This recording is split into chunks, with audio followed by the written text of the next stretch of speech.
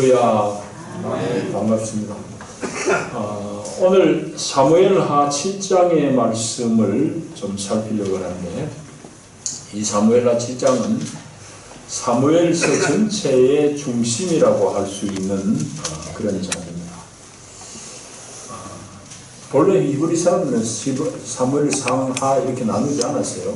한 권으로 되어 있는 것인데, 이제 오늘 우리가 편의상 상하 이렇게 나누어 있습니다만, 사무엘서는 제일 처음에는 한 가련한 여인 한나, 자식을 못 낳아가지고 첩한테 서름받는 한나의 기도로 사무엘서가 시작합니다.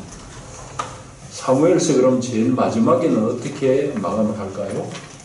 사무엘하 제일 뒤편에 보면은 다윗 왕이 하나님 앞에 크게 이제 실수하고 하나님의 책벌을 받는데, 그 책벌이 3일 동안 온 이스라엘 땅에 온역 전염병이 번지는 일입니다. 그 가운데 다윗이 하나님 앞에 깊이 회개하면서 아라우나의 타작마당에서 하나님의 사자를 만나고 그 앞에 부복하면서 하나님께 기도하는 장면이 사무엘하 제일 마지막에 나오는 장면입니다. 그러니까 사무엘서는 기도로 시작해서 기도로 마감하는데, 이 사무엘서를 쓴 사무엘은 이 기도의 역사 중에서 하나님께서 특별히 기름 부어 세운 한 사람을 중심으로 이제 이 사무엘서를 기록합니다. 하나님이 기름 부음 받은 사람, 이 사람이 바로 다윗이라고 증거하는 책이 또 사무엘서죠. 사무엘서는 다윗에게 초점이 맞춰진 그런 책이라고 할 수 있습니다. 이 다윗이 왜 기름 부음 받은 사람, 하나님이 특별히 하나님의 심중에 둔 사람이냐는 것이 이제 증거되는 사건이 바로 사무엘하의 이 내용입니다. 제가 이제 안수하여 세운 장로님, 권사님들, 안수집사님들, 이런 항존직들을 교육할 때는 제가 늘 이제 사무엘하 7장의 말씀을 좀 깊이 가르치기 때문에 여러분들에게 낯익은 이런 본문입니다. 그래서 이제 잘 알고는 계시겠지만은 우리 성도들과 함께 이 다윗이 어떻게 하나님의 나라의 표상인 다윗 왕국의 중심되는 인물로 등장하게 되는지 다시 한번 살펴보려고 합니다. 다윗은 오늘날까지도 이스라엘 역사에 있어서 제일 위대한 왕으로 칭송받는 사람입니다. 오늘 대한민국 사람들에게 제일 존경하는 한국의 왕이 누구냐, 우리나라 역사에서 제일 존경받는 사람이 누구냐면 대부분의 사람들은 아마 세종대왕이라고 거리낌 없이 다 얘기할 겁니다. 그렇기 때문에 이제 광화문 광장에도 세종대왕 상이 있습니다. 그만큼 이제 그분은 우리 역사에 있어서 아주 백성을 깊이 사랑한 사람으로 그렇게 이제 역사는 기록하고 있기 때문에 세종대왕이 우리 모든 사람의 흠모의 대상이 되듯이 이스라엘에 있어서는 다윗 왕이 그만큼 흠모의 대상이고, 심지어는 어느 정도까지냐 하면은 그 나라의 국기, 우리는 태극기잖아요. 이스라엘 사람들의 국기에도 다윗의 별이 그려져 있습니다. 삼각형이 이제 어긋 맞춰서 이제 그려진 게 다윗의 별이거든요. 다윗 문장입니다. 다윗 왕을 그만큼 이스라엘 사람들은 지금도 이렇게 이제 흠모하고 있습니다. 이스라엘 백성들은 아직까지도 다윗을 그렇게 칭송하고, 그뿐만 아니라 하나님께서도 다윗을 대단히 높이 평가하시고 그렇게 합니다. 물론 다윗이 이제 실수 없었던 사람은 아닙니다. 몇 번의 이제 중요한 그런 실수가 있었죠. 그럼에도 불구하고 하나님이 인정하고 이스라엘 백성들이 아직까지도 칭송에 맞지 않는 그 이면에는 반드시 이유가 있을 것입니다. 그 이유를 잘 설명해 주는 본문이 바로 오늘 이 사무엘하 7장의 이 사건입니다. 이 내용은 이제 여러분들이 잘 아시겠습니다만은, 다윗이 이제 본신은 군사잖아요.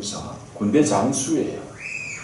행정을 잘했다기보다는 정복전쟁, 주변 나라들을 다 평정해서 국토를 이스라엘의 영토를 제일 크게 확장시켰던 왕이 바로 다윗입니다. 오늘 1절에 이제 그런 것을 말씀하고 있잖아요. 주의 모든 원수를 무찔러서 왕이 평안하게 거할 때에 이제 그렇게 시작합니다. 그러니까 다윗이 주변 나라들을 평정하고 왕국의 영토를 많이 확장하고 그 왕국이 대단히 평안할 때에 다윗이 어느 날 보니까 자신은 잘 지은 왕궁에 살고 있는데 하나님의 임재의 상징인 하나님의 궤, 언약궤라고도 하고 법궤라고도 그럽니다. 이제 성막 지성소 제일 깊숙한 곳에 있던 그 법궤, 그것이 이제 언약궤라고 이제 표현되어 있는데 그 하나님의 궤는 아직까지도 천막 가운데 있는 거거든요. 여기 2절에 보면은 휘장 가운데 있다 있는데 휘장이라는 건 쉽게 얘기하면 천막입니다. 그때까지는 성전이 지어지지 않았으니까 천막 안에 하나님의 언약궤가 하나님의 궤가 있단 말이죠. 다윗이 보기에 불편합니다. 자기는 좋은 왕궁에서 살고 있는데 하나님은 아직까지 휘장이 있으니까 하나님의 궤가 마음이 불편해요. 그래서 이제 나단 선지자에게 말합니다. 내가 이렇게 잘 살고 있고 하나님의 은혜로 왕국이 이렇게 든든해졌는데 하나님의 교회는 아직까지 천막 속에 있는 게 내가 몹시 불편하니까 하나님을 위해서 내가 집을 지어드리고 싶다. 그렇게 얘기하는 나단 선지자고 좋은 일이잖아요. 맞습니다. 좋아요. 그렇게 하십시다. 이랬는데 문제는 이제 그날 밤에 일어납니다. 밤에 나단 선지자가 퇴근하고 집에 갔는데 하나님께서 밤에 나단에게 나타나셔서 다윗에게 성전 짓지 못하도록 해라. 그렇게 이제 하나님이 말씀하십니다. 하나님의 신탁의 내용 핵심은 다윗은 성전 짓는 데 적합하지 않는 사람이야 이 말입니다. 그 이유가 여기는 안 나와 있습니다만 역대상 17장에 좀 자세히 나와 있어요. 그 병행 본문에 보면은 다윗으로 하여금 성전을 못 짓도록 하신 이유, 그것은 다윗은 본업이 그 사람은 장수니까 군사니까 손에 피가 많이 묻었단 말이죠. 여러 전쟁, 전국 전쟁들을 통해서 그의 손에는 피가 많이 묻어 있기 때문에 하나님의 평화, 하나님의 사랑, 하나님의 샬롬을 증가하는 성전 짓는 데는 부적합한 인물이다. 그러니까 다윗이 짓지 말고 그 아들이 짓도록 해라라고 하나님이 이제 나단에게 말씀하세요. 그래서 이제 나단 선지가 다음날 출근해가지고 왕을 뵙고는 왕에게 이만저만 일을 다 이제 말을 합니다.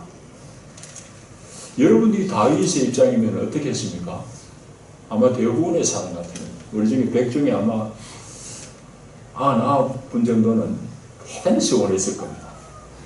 죄 짓겠다는 거 아니고 나쁜 짓 하겠다는 거 아니고 하나님을 위해서 내가 전심을 다해서 헌신해가지고 하나님의 성전을 지어드리겠다고 그러는데 나단 선지자가 어제는 오케이 해놔놓고 오늘 갑자기 안 된다고 그러니까 기분 되게 나쁠 거 아니에요.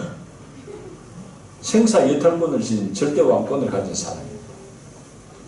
그럼에도 불구하고 다윗의 위대한 점은 나단 선지자가 하나님의 말씀을 대언할 때에 기꺼이 수용한 점입니다.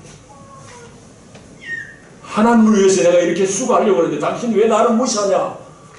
그렇게 울분을 토하고 섭섭함을 얘기할 수 있었음에도 불구하고 다윗은 아니에요. 다 수용합니다. 그러냐고. 제가 짓지 않겠습니다. 하나님이 다윗에게 성전을 짓기를 허락하지 않는다는 내용을 나단 선지자를 통해서 말했을 때에 기꺼이 그 말에 순복했을 뿐만 아니라 다윗은 나단 선지자의 말을 쫓아서 자기 아들 때에 그 성전을 지을 수 있도록 다 준비를 하겠다고 말합니다. 그러니까 하나님 감동이 되잖아요. 하나님 감동을 자신 거예요. 요즘 우리 말로 하면 하나님 감동하시면 안 될 일이 없습니다. 그래서 하나님께서 다윗과 언약을 맺는 장면이 7장 전부 다예요. 우리 7장 끝까지 읽었어야 됩니다만 16절로 줄였습니다. 그래서 하나님께서 다윗에게 언약을 맺는 그 내용이 다윗의 언약이라고 해요. 그게 이제 오늘 우리가 읽은 내용입니다. 자, 이 말씀 가운데 오늘 우리 얘기 좀 해보십시다. 여러분, 사람은 성공할 때까지는 하나님 날 좀 도와달라고, 내가 이 일에 좀 성공할 수 있도록 도와달라고 많이 그렇게 기도하기도 하고 애원하기도 하고 그럽니다. 그러나 성공한 후에 하나님의 은혜를 기억하기는 쉽지 않습니다. 그래서 성공하고 잘된 다음에 하나님을 기억하고 하나님을 존숭한다는 것은 성공하기보다 훨씬 더 힘든 일입니다. 우리 대부분의 사람들이 경험하듯이 자신이 얻은 부, 자기가 얻은 이 세상의 이 영광을 가지고 주님을 위해 쓰는 데 있어서는 우리가 인색한 게 사실 우리 모습이잖아요. 다윗은 그렇지 않거든. 오늘 이 1절, 2절이 증가하는 바는 뭔가 하면은 하나님께서 은혜 주셔서 이 정복 전쟁에서 다 영토를 확장하고 나라가 평안해졌을 때에 다윗은 자기 왕궁을 잘 짓고 편안히 살 때에 어느 날 문득 마당을 보니까 여호와의 언약궤는 아직까지 천막 속에 있는 것이 몹시 마음이 불편합니다. 그런 나단 선지자에게 하나님을 위해서 집을 지어드리겠다고 그런 말하는 겁니다. 자신의 편안함에도 불구하고 하나님의 교회가 천막 속에 있는 것이 불편해 보일 줄 알았던 사람, 그게 바로 다윗이죠. 이게 보통 사람들 이상한 이유입니다. 다윗의 모습이에요. 자, 그런데 더 중요한 건 뭔가 하면 방금 우리 봤듯이 나단 선지자가 성전을 지어서 하나님 앞에 드리겠다는 그 다윗의 제안에 처음에는 기꺼이 동의했어요. 그 참 좋은 일이라고. 그런데 하룻밤 사이에 나단 선지자가 태도가 바뀌어버렸어요. 나단이 바뀐 것은 하나님 말씀, 하나님의 심판이 임했기 때문인데 다윗이 섭섭하게 생각하려고 그러면 마음도 없겠죠. 집에 갔다 하룻밤새 마누라한테 무슨 조정을 받았나? 온갖 소리 다 할 수 있을 거예요. 그럼에도 불구하고 나단 선지자가 전하는 당신이 성전 지키기에는 합당하지 않소 하는 그 말을 기꺼이 다윗이 수용합니다. 그리고 그 말에 순복합니다. 이 순종이라는 말로도 모자라요. 하나님의 뜻 앞에 철저하게 자기를 낮출 줄 아는 사람, 자기의 뜻, 그게 뭐 나쁜 뜻 아니잖아요. 좋은 뜻이잖아요. 헌신하겠다는 내용인데 헌신하겠다는 내용조차도 하나님의 때가 아니고 자기가 아니라고 할 때 기꺼이 자기를 부인하고 자기를 내려놓을 줄 알았던 사람, 이게 다윗의 위대함입니다. 여러분, 성공한 뒤에 하나님을 기억하고 하나님의 은혜를 갚고자 하는 그 마음도 귀했지만 그보다 더 어렵고 더 귀한 것은 하나님을 향한 나의 헌신하고 싶은 그 마음조차도 하나님이 아니라고 그럴 때 거의 수용할 줄 알았던 사람, 이게 다윗이죠. 이게 참 다윗이 위대한 점이에요. 여러분, 우리가 다윗까지 다 될 것 같죠? 여러분, 쉽지 않습니다. 우리가 그 자리에 있다고 생각하면은 참 쉽지 않을 거예요. 제가 이제 지한교회에 있었던 한 예를 여러분께 전하고 싶은데요. 이 할머니 권사를 제가 나무라고 싶은 마음 하나도 없어요. 왜? 저도 그런 자리에 있으면 기꺼이 그렇게 할 수 있으니까.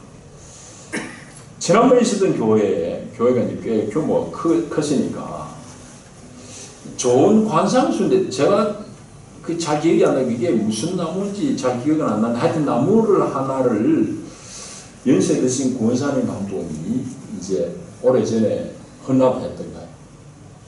근데 예배당을 새롭게 이제 좀 이렇게 가꾸면서 화단을 옮기고 하는 중에 그 할머니 권사님이 헌납한 그 나무가 조금 뒤편에 가려져 있었어요. 그거야 교회 전체가 이제 잘 이쁘게 조정하다 보니까 그렇게 되었는데 문제는 그 할머니가 마음이 많이 서운했네. 그 권사님 마음은 서운한 거예요. 서운할 수 있죠. 그런데 또 하나의 문제는 그 권사님이 대단히 입심이 센 분이에요. 교회 올 때마다 내 나무 어디 갔냐고 그렇게 이제 떠드는 거예요. 교인들이 듣기 참 힘들죠. 여러분, 무슨 의미가 있지만 우리가 다 그런 마음을 가지고 있습니다. 내가 하나님 앞에 드릴 게 어디 갔냐는 얘기지. 내가 하나님 앞에 수고한 게 왜 감춰졌냐는 얘기지. 이런 모습은 다윗의 이 성숙한 모습하고는 좀 차이가 있는 모습이죠. 우리 대부분이 그렇게 되기 쉬워요. 다윗은 대단한 사람입니다. 하나님은 성전을 지어드리겠다 했는데 나단 선지자가 하루 만에 no, 안 된다고 그래요 할 때에 그 말을 기꺼이 수용한 사람, 대단한 사람입니다. 우리가 음모해야 될 사람이고 우리가 기꺼이 따라가야 될 그런 사람이죠. 자, 그래서 다윗은 참 우리하고는 좀 다른 그런 사람. 그래서 우리 귀감이 되는 인물입니다. 그래서 그분이 위대한 것은 자기의 제안이, 자기의 생각이 대단히 헌신적이고 하나님 앞에서 옳은 것 같고 세상 앞에서 옳은 것 같고 이스라엘 사람들 앞에서 다 옳은 것 같고 필요한 일인 것인데도 불구하고 그것조차도 하나님의 자유로운 뜻 앞에 기꺼이 내려놓을 줄 알았던 사람. 결코 쉬운 게 아닙니다. 그것을 몸소 실행했던 사람이 다윗입니다. 여러분 제 설교를 들으면서 그래 정도 우리가 해야지 마음으로 해야지 하는가 하고 여러분이 그 자리에 있게 되면은 쉽지 않을 거예요. 다윗은 그런 사람.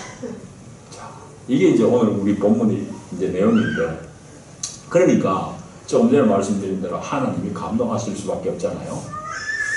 하나님이 감동하셔서 어떤 결과가 주어졌느냐? 그게 이제 하나님이 다윗과 언약을 맺는 겁니다.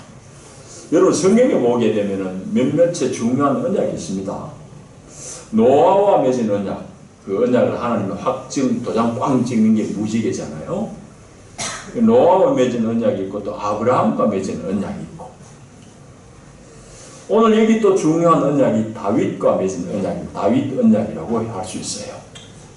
이 다윗과 하나님이 계약을 맺는, 하나님이 마음이 너무 흡족하시니까 다윗과 계약 언약을 맺는데, 그 다윗의 언약의 내용이 쭉 있어요. 근데 다 살필 수는 없고 여러분들에게 두 가지를 좀 정리해서 말씀을 나누려고 합니다.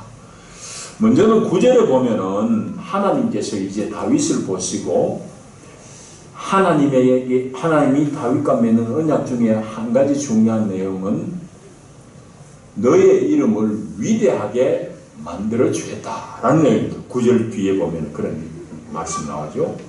다윗의 이름을 위대하게 하겠다. 역사 가운데 위대하게 하겠다. 그 말씀대로 지금도 이스라엘 가운데 다윗이 위대한 인물로, 그들의 국기에도 표현될 정도로 다윗의 이름이 그려질 정도로 위대한 인물이 되었습니다. 그러니까 그 이름을 위대하게 하겠다. 그 다음에 또 한 가지 내용은 뭔가 하면은 11절에 나오고 16절에 나오고, 핵심은 하나님 위해서 집을 짓겠다고 그랬는데 하나님 안 돼. 그건 안 돼 그랬는데 이번에는 대신 하나님께서 다윗을 위하여 너의 집을 내가 지어주겠다. 하나님 참 재미있는 분이에요. 당신을 위한 집은 널 지을 수 없어. 짓지 마. 그러나 놓고 네 마음을 내가 받았기 때문에 이제는 내가 너를 위해서 집을 지어주마 하는 것이 11절 뒤에 나와요. 그래서 여호와가 또 내게 이르노니 여호와가 너를 위하여 집을 지어주겠다. 그리고 16절에 보면은 내 집과 내 나라가 내 앞에서 영원히 보존되고 내 왕위가 영원히 견고하리라. 그런 언약을 맺습니다. 정리하자면은 하나님께서 이제 다윗에게 집을 지어주시고 다윗의 집과 그의 왕국이 영원하도록 견고하게 지켜주겠다 이 말이에요. 다윗의 집을 지어준다는 말씀은 이제 내용적으로 보게 되면은 다윗의 왕국을 하나님께서 튼실하게 지어주겠다는 그런 말씀입니다. 그래서 그 왕국이, 그 나라가 영원하도록 견고하게 내가 지켜주겠다 말이에요. 이게 이제 다윗과 맺은 언약의 내용이에요. 중요한 내용인데, 문제는 역사 가운데 어떻게 성취되었느냐, 역사 가운데 어떻게 이 하나님의 언약이 실행이 되었느냐는 얘기입니다. 하나님께서 다윗과 이 언약을 맺은 것은 대략 주전 1000년경입니다. 주전 1000년경이에요.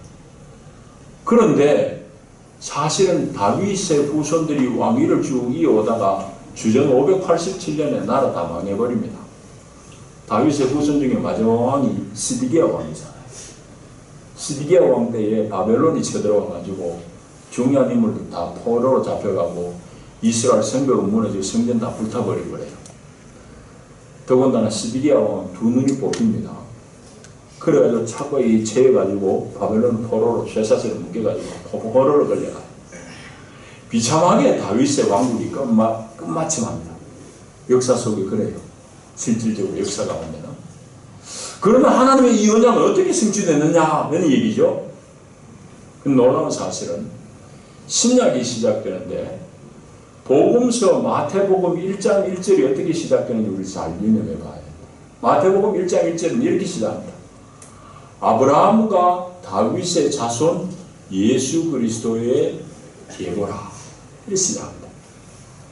말하자면은 마태가 복음서를 쓰면서 처음 하고 싶었던 말은 이 예수라는 이 사람이 바로 다윗의 후손으로 온 사람, 다윗의 왕위를 이유로 온 사람이다라는 것을 선포하는 것이 복음서 마태복음 1장 1절의 내용입니다. 1장의 주된 내용이에요.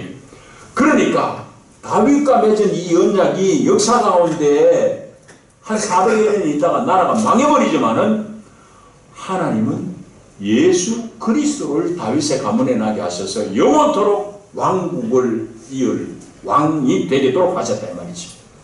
그것이 이제 복음서의 시작입니다.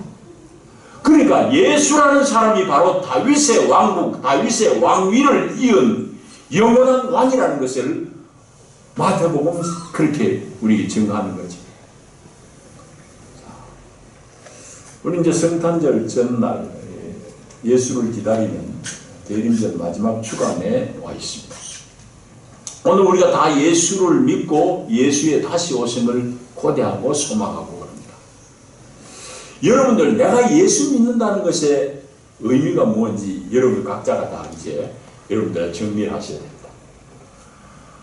신앙생활이라는 것은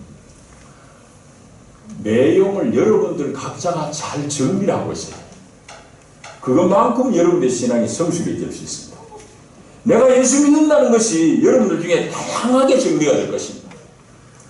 많은 한국교회 교인들 같이 예수 믿는다는 것이 뭐 장독단지 위에 물 떠놓고 비는 것 대신에 예수를 믿어가지고 내가 요구하는 것 비나이다 많은 것을 얻으려고 함, 이것이 예수 믿는 것으로 생각할 수도 있어요.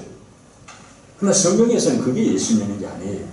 오늘 본문과 관련해서 예수 믿는다는 것의 의미는 예수님이 하나님과 다윗과 맺은 이 다윗의 언약의 핵심된 내용으로 이 땅에 오신 분, 다윗의 왕위를 이어서 영원토록 왕으로 이 땅에 오신 분이 바로 예수라는 것을 내가 믿고 그 예수를 나의 왕으로, 나의 주인으로 모시고 살겠다는 것이 예수 믿는다는 것의 핵심되는 내용입니다. 여러분 여기 동의하십니까? 예수 믿는다는 것은 예수가 내 왕임을 내가 받아들인 것이고 예수가 내 인생, 내 모든 삶의 주인으로 내가 그분을 기꺼이 받아들이고 순종하겠다는, 그것이 예수 믿는다는 말의 의미입니다. 마치 다윗이 자기가 하나님 앞에 헌신하겠다는, 집 지어드리겠다는 이것조차도 하나님이 노할 때 예 그렇습니까? 하고 부복하고 하나님의 그 뜻 앞에 자기의 뜻을 기꺼이 접을 줄 알았던 것 같이 다윗은 하나님을 정말 주인으로 왕으로 알고 살았던 사람이에요. 안 그러면 이방의 왕들 같으면 나단 선지자 그날은 못 달아났겠죠. 내 이놈! 당장 못 달아나요. 왜? 세상의 왕이 실질적으로 권한을 가지고 있는, 왕이 하고 싶은 것을 됐다고 그랬다가 하루 만에 안 된다고 그러니 얼마나 화나겠어요. 사람 죽일 수 있음에도 불구하고 하나님의 뜻 앞에 자기의 거룩한 뜻 헌신하겠다는 것조차도 기꺼이 없앨 줄 알았던 사람, 순종할 줄 알았던 사람이 다윗이었던 것 같이 오늘 우리가 예수를 왕으로 섬긴다는 것은 예수님의 뜻, 하나님의 뜻 앞에 나의 좋은 뜻조차도, 나의 좋은 마음조차도 기꺼이 우리가 접을 줄 아는 것. 이게 나는 하나님을 왕으로 삼겠습니다, 예수님이 내 주인입니다 하는 고백의 실질적인 내용이 아니겠습니까? 예수 믿는다는 것은 그것이에요. 그런데 오늘 우리는 실질적으로 그렇게 하는다는 얘기죠. 우리의 기도가 하나님을 조종하는 기도. 하나님 이거 이래 해야 된다고 많은 경우를 떼쓰는 게 우리 기도를 착각하기도 하고 그러지 않습니까? 예수 믿는 것은 내가 알면 알수록 그분의 영원하신 뜻 앞에 나의 직업의 뜻, 이것을 기꺼이 내가 버릴 줄 아는 것. 이게 예수 믿는 믿음이십니다. 그리고 내가 예수님을 믿고 예수님을 따른다는 것은 나의 가진 이 뜻과 나의 소원이 하나님 앞에 합당하더라도 하나님의 때와 하나님의 방법에 맞춰서 이루어질 것을 기꺼이 용납하는 태도, 이게 예수 믿는 것이지. 우리는 하나님 앞에 내가 요구하는 때에 안 이루어지면은 하나님 있나요? 하나님이 내 편이냐요? 뭐 대들고 난리 나겠지. 내가 요구하는 방법대로 하나님이 안 이루어지면은 하나님 나를 사랑하는 건 맞아요. 그래 대들다가 예배당을 떠나는 사람 적지 않게 볼 수 있지 않습니까? 예수 믿는다는 것이 무엇인지를 정확하게 우리가 파악이 안 되기 때문에 그런 잘못을 저지를 것입니다. 여러분, 오늘 다윗에게 약속하신 너의 왕위가 영원토록 견고하도록 내가 하겠다. 그 약속은 예수 그리스도 안에서 성취가 되었습니다. 예수님이 오늘 우리 안에 왕으로 오셨다는 것입니다. 예수님이 예수를 주로 고백하고, 여러분 예수를 주로 고백한다는 말은 쉽게 말해서 예수님이 내 왕입니다, 나는 예수님의 종입니다 이 말입니다. 사울만 종이 아니라, 바울만 종이 아니라 우리가 다 예수의 종이에요 사실은. 그래서 내가 이제는 예수님을 내 왕으로 모시고 살겠습니다. 그 예수가 이제 성령으로 내 안에 주인으로 왕으로 와 계십니다. 그것을 날마다 고백하면서 예수의 이름, 그 존귀한 이름, 위대한 이름을 우리가 부르며 주의 길을 쫓는 것이 바로 예수 믿는 거죠. 그럴 때에 우리가 하나님의 길을 붙잡게 되는 것이고 예수의 뒤를 우리가 따르는 겁니다. 그리스도인, 그리스도를 따르는 사람들이란 말이에요. 그런데 우리가 이게 전부 관용어가 되다 보니까 그리스도인이라고 스스로를 얘기하지만은 예수를 따르는 약해요. 다 내 욕심 채우려고 그래요. 그리스도인은 그리스도를 따라가는. 그리스도는 어떤 사람이었습니까? 겟세마네 동산에서 십자가를 지는 그 짐을 벗겨달라고 그랬다가도, 그러나 아버지의 뜻이면 내가 기꺼이 이 잔을 마시겠다고 아버지의 뜻 앞에 자기의 뜻을 꺾을 줄 알았던 사람이 예수님이잖아요. 오늘 그런데 그리스도를 쫓는 그리스도의 사람들, 그리스도인이라는 사람들이 내 뜻 세우고 내 뜻 이루어지라고 하나님 앞에 강요하고, 아니면 에이 치워버려 하고 예배당 문을 박차고 나가는 것이 오늘 우리 교인들 중에 많은 사람들이 아닌가, 그런 생각을 해봅니다. 여러분, 하나님이 감동을 받으면은 뭐 안 될 일이 있겠습니까? 다윗의 왕국도 그렇게 감동하게 하십니다. 여러분, 하나님을 좀 감동할 수 있기를 축복합니다. 하나님이 감동하시면 얼마나 뭐 안 될 일이 뭐 있겠어요? 뭐가 막힘이 있겠어요? 근데 감동이란 것은 남내 하는 거 그거 가지고 감동이 안 됩니다. 여러분, 일상의 일 속에서 뭐 감동거리가 있겠어요? 그런데 역전의 드라마가 일어날 때 감동되는 거예요. 연습국 볼 때도 우리가 막 흥분하고 감동되는 건 뭐예요? 역전이 일어나는 거죠. 하나님이 여러분들이 감동하는 것도 마찬가지예요. 여러분이 정말 순종할 수 없는 그런 상황 속에서, 정말 힘들고 어려운 속에서도 하나님을 전적으로 신뢰하고 따르는 그 모습 속에서 하나님은 여러분들 모습 감동하시지 않겠습니까? 오늘 다윗에게 하나님이 감동하신 건 바로 이런 장면이라고 해요. 그래서 오늘 우리가 예수를 왕으로 섬기면서 그 예수의 뜻 앞에 내 자신을 기꺼이 내려놓고 따를 때에 우리가 비로소 그리스도인이 되는 것이고, 우리가 비로소 하나님 나라의 시민의 영광에 참여하게 될 것입니다. 저와 여러분 모두가 왕으로 오신 예수님, 성탄절은 바로 그 예수를 우리가 기쁘게 맞는 날이 성탄절이지 않습니까? 예수님을 우리가 어떻게 맞을까요? 예수님은 우리의 왕이십니다. 왕이신 예수님 앞에 우리의 모든 것들을 기꺼이 내려놓고 순복함으로 말미암아서 우리가 주의 길을 쫓고 주님이 예비하신 그 영광에 다 참여할 수 있는 여러분이 되기를 축복합니다. 기도하십시오. 주여 사랑합니다. 감사합니다. 다윗이 하나님 앞에 인정받게 되는 놀라운 장면을 우리가 살피는 가운데 오늘 우리의 모습을 뒤돌아보며 우리가 제대로 예수님을 따르기로 다시 한번 결단합니다. 주여 자비를 베푸셔서 우리가 제대로 예수님을 쫓아가는 그리스도인 되게 하시고 그리스도인으로서의 놀라운 은혜를 우리가 누리는 참 성도들이 다 되게 축복하여 주시옵소서. 예수님 이름으로 기도하옵나이다. 아멘.